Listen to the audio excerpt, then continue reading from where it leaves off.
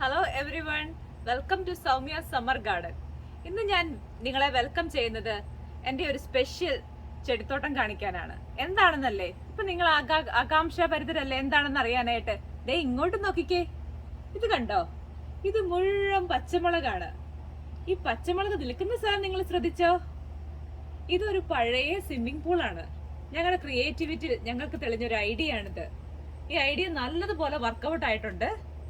ഇതൊരു പഴയ swimming pool ഞങ്ങൾ കളയാൻ വെച്ചിരുന്നതാണ്. പക്ഷെ അത് ഞങ്ങളൊരു ഗാർഡൻ ബെഡാക്കി മാറ്റി. ആ ഗാർഡൻ ബെഡിൽ എനിക്ക് ഏറ്റവും ഇഷ്ടമുള്ള പച്ചക്കറിയായ പച്ചമുളക് നട്ടു.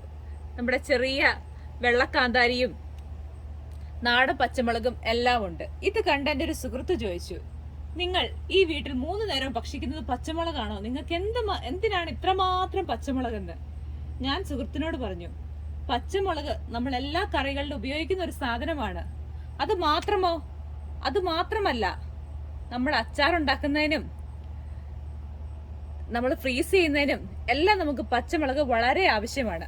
ഇത് കണ്ടോ, ഈ ഗാർഡൻ ബെഡിൽ നിന്ന് ഞാൻ ഇന്ന് ഹാർവെസ്റ്റ് ചെയ്ത പച്ചമുളകാണിത്.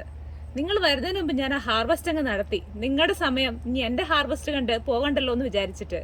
അപ്പൊ നിങ്ങളുടെ വീട്ടിൽ ഇതുപോലെ പഴയ സാധനങ്ങൾ ഉണ്ടെങ്കിൽ ഈ ഐഡിയ നിങ്ങൾക്കും സ്വീകരിക്കാം. ഇതൊരു വളരെ നല്ലൊരു ഐഡിയയാണ്.